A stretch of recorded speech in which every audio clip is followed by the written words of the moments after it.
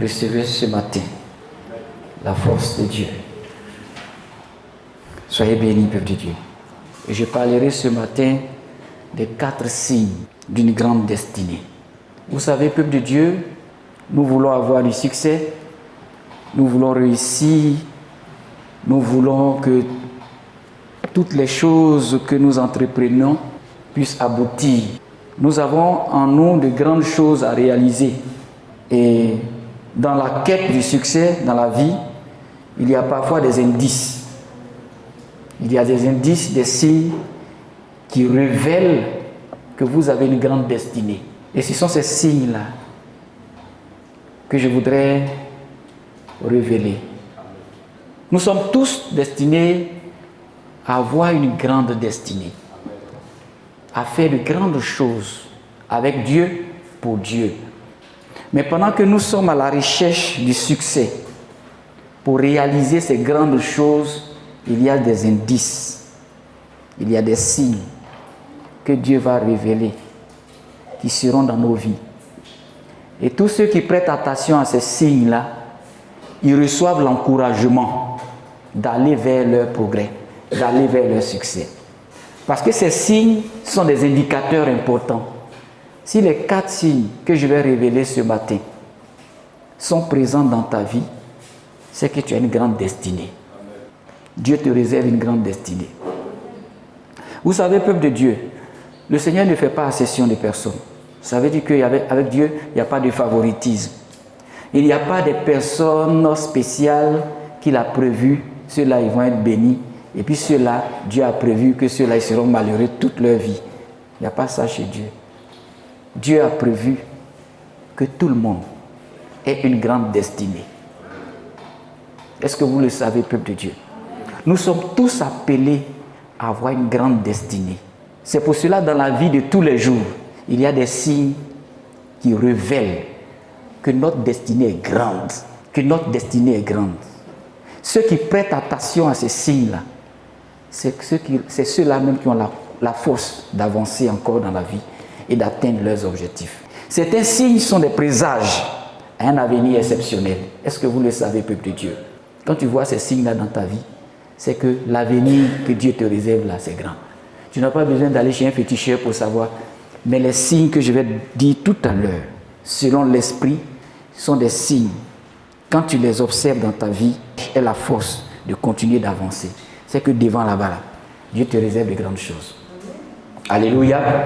Le premier signe, si vous avez un cœur qui est disposé à aider les autres, un cœur qui pense au bien-être de certaines personnes qui sont dans les difficultés, c'est un signe que Dieu vous réserve de grandes choses à accomplir dans la vie.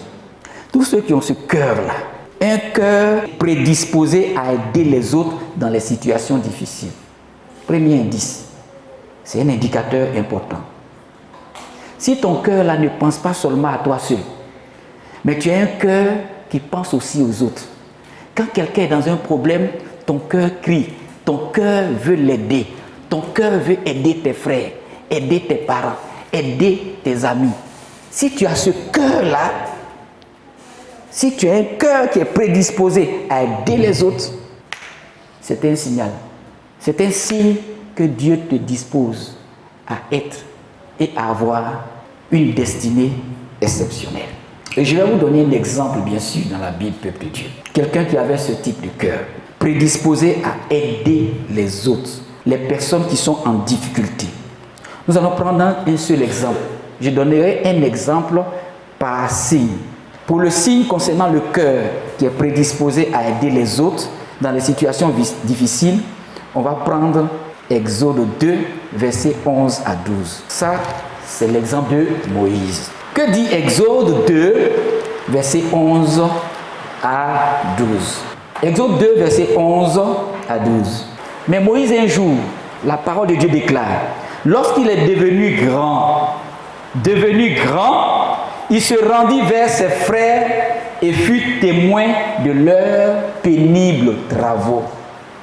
Lorsqu'il a vu ses frères, les Juifs, en train de travailler dans des situations difficiles, son cœur a fait boum, pour parler un peu comme les Ivoiriens. son cœur a fait boum. Si dans ta vie, quand quelqu'un est dans les difficultés, ton cœur fait boum, c'est un signe que ta destinée là, elle sera grande. Est-ce que quand tu vois quelqu'un dans un problème, ton cœur fait boum? Est-ce que quand tu vois quelqu'un dans une situation difficile, ton cœur est meurtri, tu veux aider la personne? Moïse a vu les enfants d'Israël subir des travaux pénibles. Son cœur a fait boum. Il était triste. Et il a fait quelque chose. Humainement parlant, la Bible déclare qu'il a vu des Égyptiens, un Égyptien qui était en train de frapper encore un Hébreu d'entre ses frères. Il n'est pas resté là à regarder. Il est écrit qu'il a regardé à côté, à gauche, à droite. Quand il n'a pas vu quelqu'un, il allait défendre son frère et il a tué donc l'Égyptien pour sauver la vie de son frère. C'est vrai que tuer n'est pas bon, mais un cœur qui est bon, un cœur qui a compassion et qui ne veut pas voir des personnes en difficulté, des personnes dans des situations difficiles, c'est ce cœur-là dont je veux parler ce matin. C'est un signe. Est-ce que tu t'inquiètes? Est-ce que lorsque quelqu'un a une souffrance, traverse une difficulté, il y a quelque chose que tu ressens sur ton cœur? La Bible dit de pleurer avec ceux qui pleurent et de nous réjouir, par exemple, avec ceux qui se réjouissent.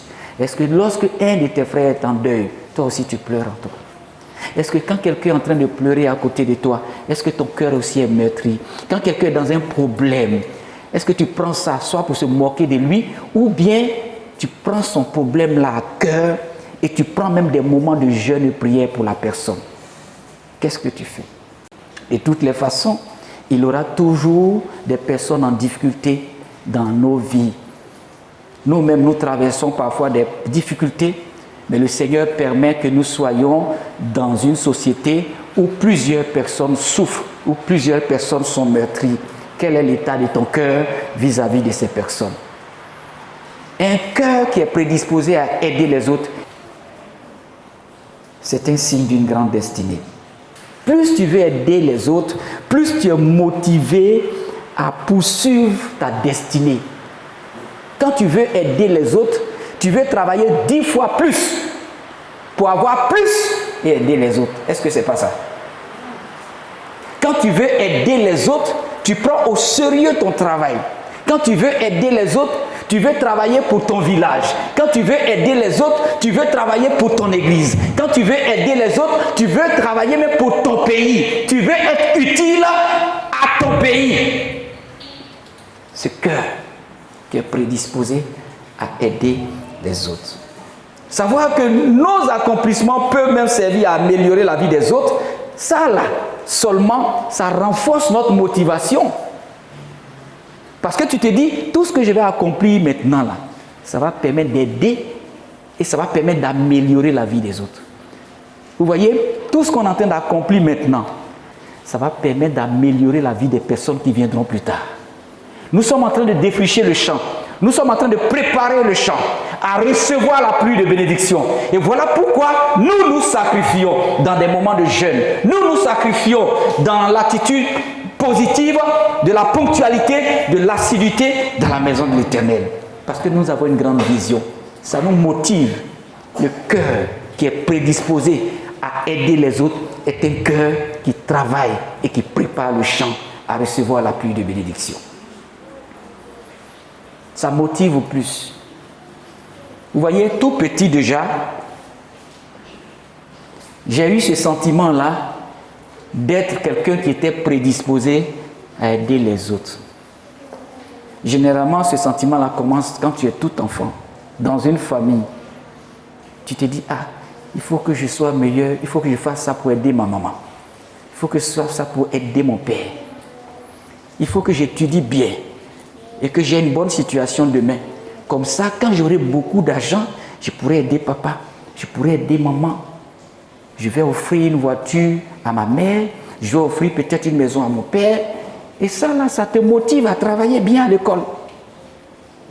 Ça te motive à être un enfant discipliné. Parce que ton cœur est prédisposé à aider les autres. Tu as une grande destinée, laisse-moi te le dire, frère, sœur. Tu as une grande destinée, bien-aimé du Seigneur. Toi qui veux toujours aider les personnes en difficulté. Toi qui, lorsque tu vois ta mère en train de travailler, tu pleures quelquefois. Toi qui es propre à pleurer lorsque quelqu'un souffre à côté de toi. Ce n'est pas une faiblesse, les pleurs de quelqu'un qui voit la souffrance de l'autre et qui pleure. Son cœur saigne. Son cœur saigne. Et parce que son cœur saigne, il est plus motivé à relever des défis. Il est plus motivé à avancer. C'est un signe que tu as une grande destinée.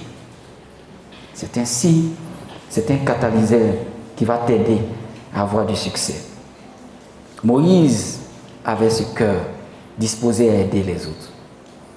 C'est pourquoi ta destinée sera grande dans la vie. Parce que plus tu donnes aux autres, plus tu reçois. Plus tu donnes aux autres, plus tu reçois. La Bible déclare que la main qui donne, c'est elle qui reçoit. Tu donnes pour aider, tu vas recevoir. C'est une loi divine. La loi de la sémence et de la récolte. C'est celui qui sème, c'est celui-là qui récolte. Mais si tu n'as rien sémé, comment est-ce que tu peux espérer un jour récolter du riz? Tu n'as pas sémé de riz, comment tu peux récolter du riz? C'est celui qui a sémé là, c'est lui qui va récolter. Tu as un champ, tu l'as défriché, mais tu n'as pas sémé. Tu ne peux rien récolter. Plus tu donnes, plus tu reçois. Le deuxième signe dont je veux parler ici, un signe qui montre que tu es disposé à avoir une grande destinée, c'est celui qui suit le peuple de Dieu. Tu as une vision claire de ce que tu dois faire dans la vie. Oui, une vision claire de ce que tu dois faire dans la vie. Si tu as une vision claire de ce que tu dois faire dans la vie, c'est un signe que tu as une grande destinée, que tu feras de grandes choses. Parce que si tu ne sais pas ce que tu dois faire, si tu ne sais pas l'appel de Dieu qui est sur ta vie, comment est-ce que tu peux avancer? Avoir une vision claire de ce que vous devez faire dans la vie, c'est essentiel pour atteindre la destinée grandiose. Quand la vision est claire, tu sais où tu vas et tu sais comment arriver. Mais quand tout est flou, toi-même tu ne sais pas. Tu es ici aujourd'hui, demain tu ne te sens pas là, tant que ce n'est pas clair, tant que ce que tu vois là, ce n'est pas clair, tant que l'image que tu vois de ton avenir, ce n'est pas clair, tu ne peux pas avancer. Si tu as une vision claire de ce que tu dois faire, c'est que ta destinée sera grande. Peuple de Dieu. Cette vision-là, ça va agir comme un guide. C'est la vision qui guide. Tout commence par une vision. C'est la vision qui conduit. C'est la vision qui oriente les actions et les décisions que tu prends maintenant. Quand la vision est claire, ça te guide. Si tu sais où tu vas marcher jusqu'à atteindre l'objectif. Mais quand tu ne sais pas où tu vas, tu ne peux pas aller loin. Tu vas arriver là. Mais où je suis en train de partir même? Ça arrive quelquefois. Tu te lèves, tu sors de ta maison et puis tu t'interroges, mais où je partais même? Si tu es en train de partir quelque part et puis tu as oublié où tu pars, tu vas retourner à la maison. Si dans la vie, tu as une vision claire de ce que tu dois faire, tu as une grande destinée. Plus c'est clair, plus tu vas batailler plutôt pour aller atteindre cette vision, peuple de Dieu. On va voir un exemple encore ici, dans la Bible, de quelqu'un qui avait une vision claire. Quant à la personne qui avait une vision claire de ce qu'il devait faire dans la vie, je vais prendre un exemple qui se trouve dans Genèse. Allons dans Genèse chapitre 12, verset 1, peuple de Dieu. Et je vais lire cet exemple. Suivez bien, peuple de Dieu. C'est très important ce que nous sommes en train de dire, parce que nous poursuivons tous le succès. Et si nous sommes assemblés en ce lieu, dans ce ministère, c'est parce que nous voulons réussir. Ayons une vision claire. Et quand la vision est claire, ça te guide, ça t'oriente. Quand les mages sont venus chercher Jésus à la naissance du Seigneur, qu'est-ce qu'ils ont vu? ils ont vu une étoile spéciale. S'ils n'avaient rien vu, est-ce qu'ils allaient venir à Bethléem en Judée pour chercher Jésus? Depuis l'Orient, ils ont vu une étoile spéciale. Beaucoup n'ont pas vu, mais eux, ils ont vu. C'est parce que leur vision était claire que ça a été un guide. La vision même guide vers l'atteinte de nos objectifs. Quand ta vision est claire, tu es orienté et tu vas droit, tu prends des décisions pour atteindre des objectifs spécifiques. Genèse 12, verset 1. L'Éternel dit à Abraham, va-t'en de ton pays, de ta patrie et de la maison de ton père, dans le pays que je te montrerai, et je ferai de toi une grande nation. Je te bénirai, je rendrai ton nom grand, et tu seras une source de bénédiction. Alléluia. Au verset 1, l'Éternel dit à Abraham, va-t'en de ton pays, de ta patrie, de la maison de ton père. C'était clair, sa vision était claire. Dieu lui avait parlé. Dieu dit, va-t'en, quitte ton pays, quitte ta patrie, quitte la maison de ton père, et puis va-t'en dans l'endroit où je vais t'orienter. C'était clair. Il a entendu Dieu parler. Il a entendu Dieu lui dire. Donc cette vision-là, c'était tellement clair que Abraham n'a pas tardé. Il n'a même pas hésité. Il s'est laissé guider par la vision. Il s'est laissé orienter par la vision. Quand la vision est claire, c'est facile de se lever et de partir. Mais quand la vision n'est pas claire, on traîne encore les pas. On n'a pas la force de partir. Mais quand tu vois que c'est clair, quand Dieu te parle, que tout est clair, quand tu as entendu que Dieu t'a parlé et que tu te lèves, c'est un signe déjà. Avoir une vision claire de ce que tu dois faire là, c'est un signe que ta destinée aussi est grande. Tu feras de grandes choses dans la vie. Plus tu sais ce que tu dois faire, plus tu vas faire ce que tu dois faire. Alléluia, pour atteindre ton objectif.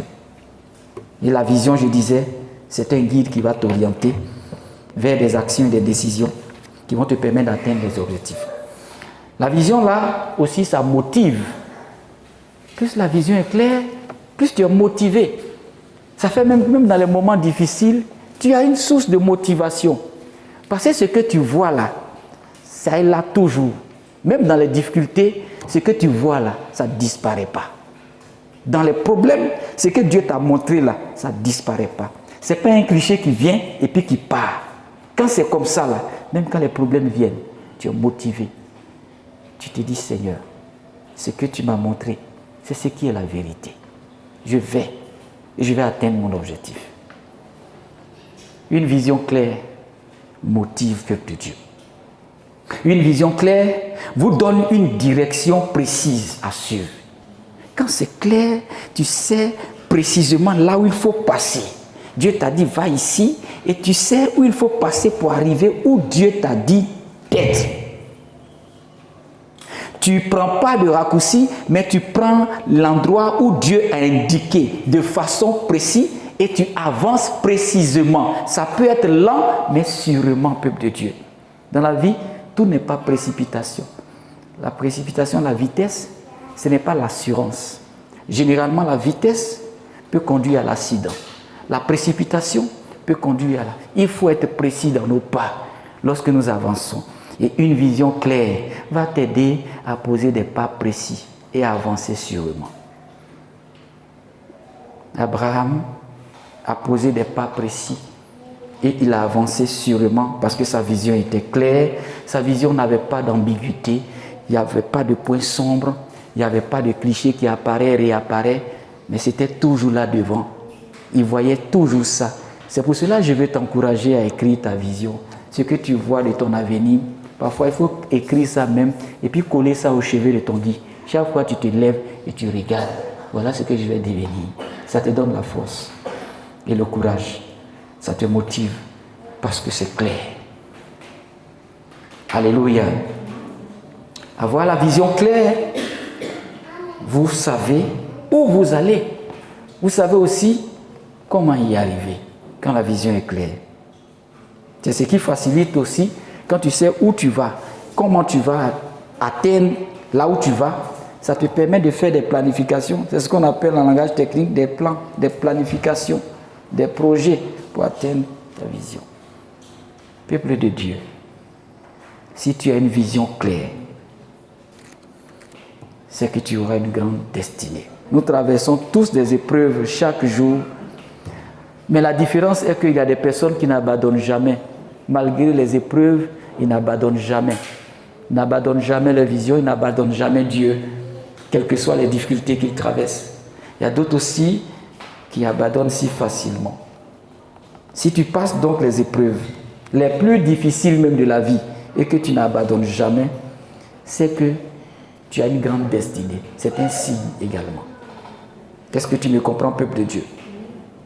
Je vais vous révéler encore une troisième personne dans la Bible qui a traversé des difficultés, qui a traversé des problèmes tellement difficiles, mais il n'a jamais abandonné. Il n'a jamais abandonné ni Dieu, il n'a jamais abandonné ni l'espoir que Dieu allait l'aider à sortir de la situation difficile. Je ne sais pas le problème que tu traverses actuellement. Je ne sais pas la difficulté que tu traverses. Mais si tu traverses un problème particulier, quelle que soit la hauteur, la grandeur, l'épaisseur, la grosseur de ce problème, et que tu n'abandonnes pas, c'est que toi là, tu vas réaliser des grandes choses demain, par la grâce de Dieu. C'est un signe, peuple de Dieu. Plusieurs n'ont pas cette capacité. Or, Dieu nous réserve, nous tous, de grandes choses à faire. Mais ceux qui n'abandonnent pas, malgré les difficiles situations, les plus difficiles de la vie qu'ils traversent, ces personnes-là feront de grandes choses. Ils réaliseront des exploits avec Dieu. Peuple de Dieu, je vais t'encourager ce matin. Toi qui n'abandonnes pas, continue comme ça. Ta destinée est grande. Et Dieu te réserve des choses excellentes. Voyons l'exemple encore dans la Bible de quelqu'un qui n'a pas abandonné. Il a traversé des situations difficiles, mais il n'a pas abandonné. Et l'exemple vraiment que nous connaissons dans la Bible, qui est un exemple phare, crucial, c'est celui de Job. Job, peuple de Dieu. Voyons cela dans Job 1, les versets 20 à 22. Prenons cet exemple et notez cet exemple, c'est très important. Job 1, versets 20 à 22. La parole de Dieu déclare ici: alors Job se leva, déchira son manteau et se rasa la tête, puis se jetant par terre, il se prosterna et dit: je suis sorti nu du sein de ma mère, et nu je retournerai dans le sein de la terre. L'Éternel a donné et l'Éternel a ôté. Que le nom de l'Éternel soit béni. En tout cela, Job ne pécha point et n'attribua rien d'injuste à Dieu. Regardez ici Job, un homme meurtri, un homme en pleine difficulté, mais qui continue de dire que l'Éternel a donné, l'Éternel a repris. Il était tellement dans l'amertume, mais il n'a pas péché et il n'a pas attribué à Dieu d'être injuste. Et vous savez ce qui s'est passé ici? En un seul jour, Job a tout perdu. Le problème là est venu comme ça, waouh, sur lui. Un seul coup. La Bible déclare que il parlait encore lorsqu'il y a un autre qui vient lui dire: tes fils, tes filles mangeaient et buvaient du vin dans la maison de leur frère aîné. Et voici un grand vent est venu de l'autre côté du désert et a frappé contre les quatre coins de la maison. Elle s'est écroulée sur les jeunes gens et ils sont morts. Et je me suis échappé, moi seul, pour t'en apporter la nouvelle. Ça, c'était la dernière nouvelle qu'il venait d'avoir. Mais avant ça, Job a eu tout son bétail, tous ses animaux, parce qu'il était éleveur. Il a perdu toute sa richesse. Il a perdu toute sa richesse. Ils sont venus lui annoncer: ah, tu as tout perdu. Et puis après ces mauvaises nouvelles-là, on vient maintenant, tes enfants-là, tes fils, tes filles sont morts. Un homme qui venait d'être dépouillé de toutes ses richesses. Le diable vient égorger, tuer, voler. Et Satan a fait irruption dans la vie de Job. À tout prix. Il a tout pris. Même la vie de ses enfants. Satan a pris. Le diable a tout pris. L'esprit de mort s'est attaqué à sa richesse. L'esprit de mort s'est attaqué à sa famille. Tout a été détruit, peuple de Dieu. Mais regardez comment Job a réagi, peuple de Dieu. Il a passé cette épreuve-là, qui est une épreuve très difficile de la vie, mais il n'a pas abandonné. Jusqu'à ce que même là, il a déchiré son manteau, il a rasé sa tête, il s'est jeté à terre, il s'est prosterné dans la douleur devant Dieu. Et il a dit, Seigneur, c'est toi qui as donné, c'est toi qui as repris. Je te rends toute la gloire. Waouh! Quelqu'un peut-il faire ça s'il n'a pas la puissance de l'Esprit de Dieu dans sa vie? Peuple de Dieu, regarde un peu dans ta vie. Toutes les difficultés que tu traverses, les plus difficiles, n'abandonne pas. Si tu n'abandonnes pas, des grandes choses viendront. Des choses exceptionnelles sont à l'horizon pour toi. Je suis venu te dire cela. Job n'a pas abandonné le Seigneur d'un seul iota. Il n'a pas abandonné sa foi. Il a traversé les épreuves, mais il est resté ferme. Comme Job, restez accroché au Seigneur, peuple de Dieu. Si tu restes accroché malgré les difficultés, tu auras une grande destinée.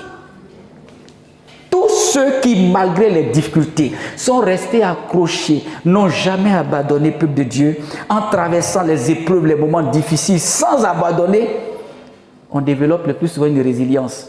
On développe une capacité de tenir ferme. Quand tu traverses un problème et puis tu n'abandonnes pas, ça te permet de développer en toi la capacité de résister. C'est ce qu'on appelle la résilience. Vous voyez, il y a des gens qui ont traversé des moments de souffrance à telle enseigne qu'ils ont une certaine résilience. Leur cœur ne coupe pas quand ils sont maintenant dans les problèmes, mais ils sont plus appelés à la prière.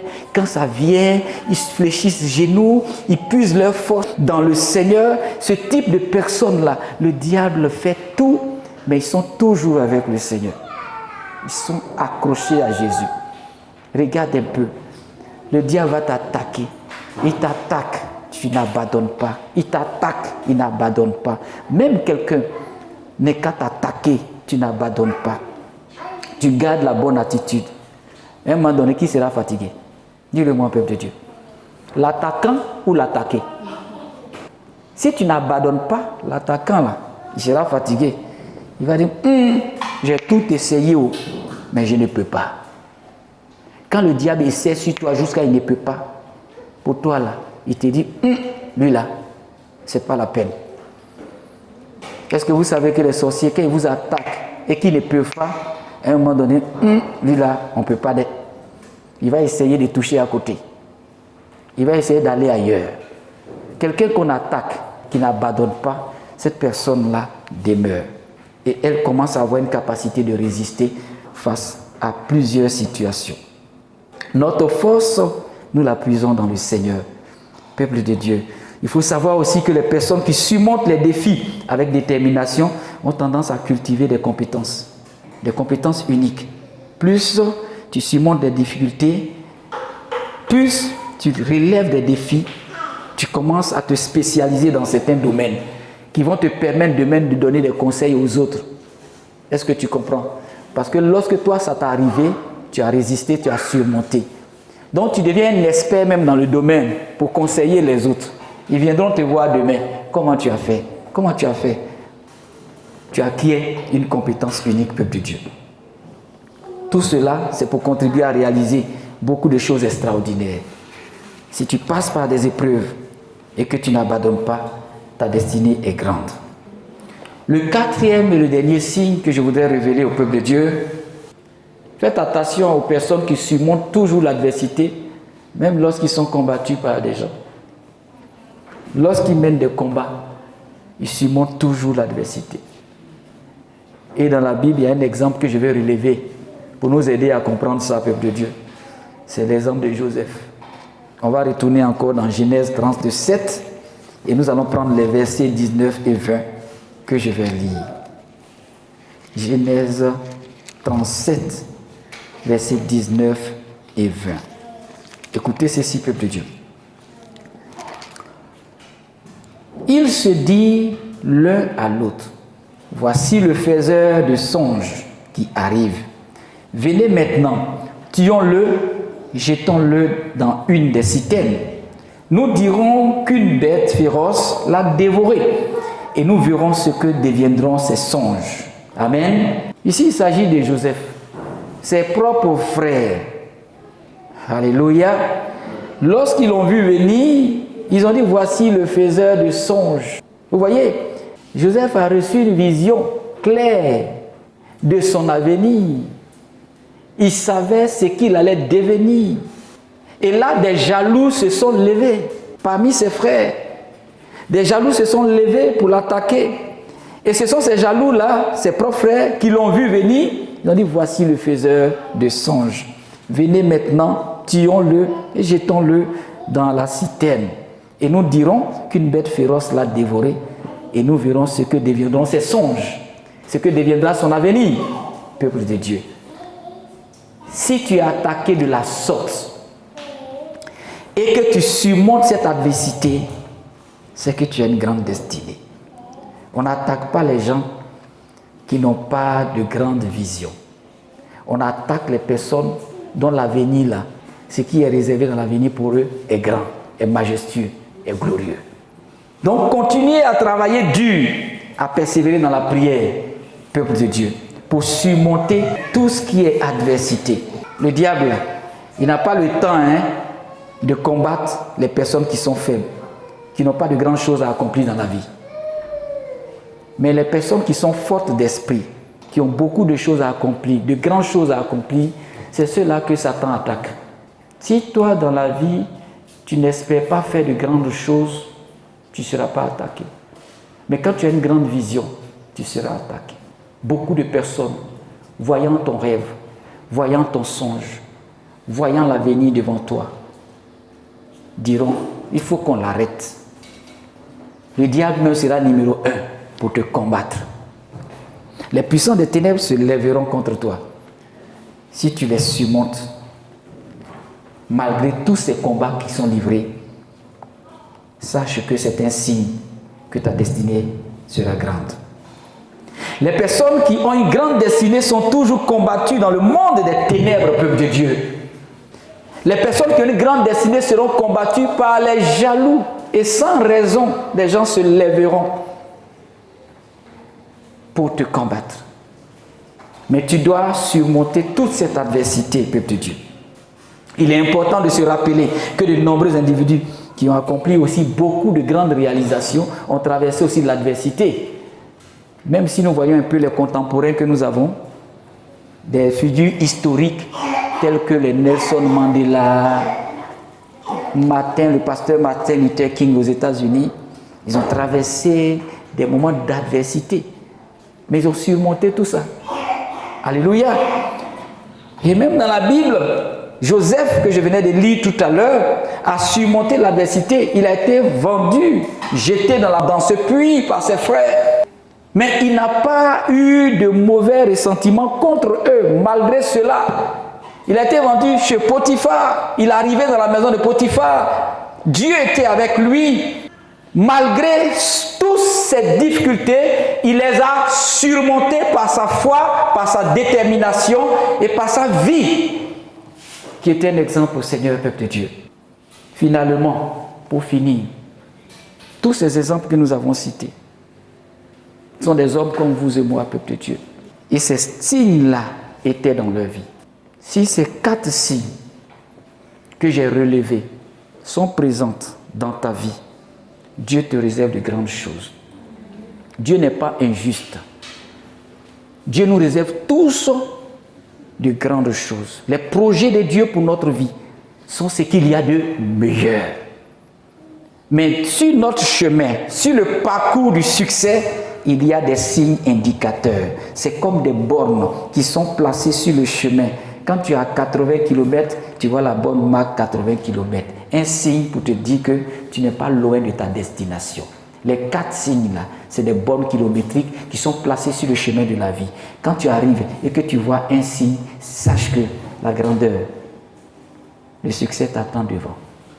Ne relâche pas, n'abandonne pas ton Dieu. Que le Seigneur te fortifie et que la grâce de Dieu t'aide à atteindre tes objectifs. Tu es condamné à réussir. Ne laisse pas le diable t'empêcher de t'opposer. Malgré ses attaques, malgré ses rébellions, tu auras la victoire si tu n'abandonnes pas. Dieu t'a révélé ces signes-là aujourd'hui pour te dire que ta destinée est grande. Il y a de grandes choses que Dieu s'apprête à réaliser avec toi et pour toi. Voilà pourquoi il est écrit dans le livre de Psaumes, avec Dieu, nous ferons des exploits. Avec Dieu, nous réaliserons des exploits. Si tu marches avec Dieu, si tu as confiance en Dieu, si tu vis en Dieu et que tu observes les 4 signes-là, ces 4 signes-là doivent te motiver à toujours continuer ton chemin. Alléluia, tu n'es pas encore loin de réaliser des grandes choses. Un cœur qui est prompt à aider les autres, qui est disposé à aider les autres. Dès que quelqu'un souffre à côté de toi, dès que quelqu'un pleure à côté de toi, dès que quelqu'un est dans les difficultés, ton cœur fait boum, parce que tu veux l'aider. Et ce cœur qui fait boum là, ne va pas rester là sans rien faire. Ça va même te motiver à travailler plus pour aider l'autre. Parce que ton cœur est un cœur dans lequel plusieurs personnes pourront être bénies au travers de toi. Si tu marches également et tu sais où tu vas, tu as une vision claire et précise de ce que tu dois faire dans la vie, tu ne vas pas t'arrêter en chemin. Quelqu'un qui sait où il va, il marche tout droit jusqu'à destination. Mais si tu te lèves et que tu prends le chemin là, et puis tu oublies où tu vas rebrousser chemin. Tu vas réfléchir 2 fois avant de continuer ton chemin. Quand ta vision est claire, tu sais où tu vas et tu sais comment y aller. Et troisièmement, dans une vision claire, il y a des épreuves, il y a des obstacles. La vision est claire. Le diable aussi sait ce que tu dois devenir. Il aura maintenant des soulèvements. Il aura de l'adversité. Il aura ce qu'on appelle les épreuves. Il y aura des tests de fidélité que tu dois traverser. Mais pendant que tu traverses ces épreuves-là, mais tu n'abandonnes jamais, tu vas arriver à bon port. Tous ceux qui ont abandonné n'ont pas pu atteindre leurs objectifs. Tous ceux qui ont abandonné ont loupé le chemin. Même si tu vas à l'école, à un moment donné, tu abandonnes l'école, tu ne pourras pas être un grand type. Alléluia. Mais si tu abandonnes l'école, prends un autre chemin, là où tu vas être orienté. Parce que ce n'est pas l'école seulement qui permet d'aller loin. Alléluia. Même dans les affaires, tu peux aller loin. Même dans un projet, tu peux aller loin. Mais n'abandonne jamais ce que tu as commencé. Cette vision claire que tu as reçue, n'abandonne jamais. Dans n'importe quel domaine où le Seigneur t'a orienté, tu as fait une année là-bas, que tu n'as pas encore atteint ton objectif, n'abandonne pas à cause des difficultés. Et tu sauras que le Seigneur continuera avec toi. Dieu continue toujours avec ceux qui n'ont jamais abandonné. Parce que le Seigneur n'abandonne jamais. Donc si toi tu n'abandonnes jamais, ce n'est pas Dieu qui va t'abandonner. Dieu lui n'abandonne jamais. Généralement c'est nous qui abandonnons. Si j'abandonne, alors tout s'arrête. Mais si je n'abandonne pas, Dieu n'abandonne jamais. Donc, qui va abandonner? Si moi je n'abandonne pas, c'est que je vais atteindre mes objectifs. Parce que Dieu ne va jamais m'abandonner. Peuple de Dieu. Et pour finir, le 4e signe que j'ai dit, dans ce résumé, c'est celui qui surmonte toujours l'adversité, malgré qu'il soit beaucoup combattu par les puissances des ténèbres, par les jaloux, par les gens qui sont pétris dans l'ombre, qui font des incantations chaque jour. Il n'a qu'à échouer, il ne faut pas ça va marcher, il ne faut pas il va arriver, il ne faut pas il va réussir, il ne faut pas il va réussir. Parfois mais il lance des flèches, parfois c'est des attaques qui sont occultes, après ça devient des attaques physiques. Mais malgré ça, tu surmontes. Malgré ça, tu surmontes les attaques. Alléluia. Joseph a été attaqué par ses frères, mais il a surmonté. On l'a vendu, on l'a jeté dans le puits. Il est sorti du puits, il s'est retrouvé dans la maison de Potiphar, mais il a continué de travailler bien.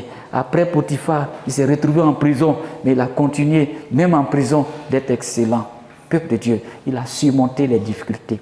Quelle est la difficulté que tu es en train de surmonter actuellement? Sache que ta victoire n'est pas loin. Dieu est avec toi et le Seigneur permettra que tu réussisses. Que Dieu te bénisse. Nous avons une grande destinée. À l'écoute de la parole de Dieu. Retrouvez-nous sur nos pages Twitter, Instagram et YouTube. Que Dieu vous bénisse.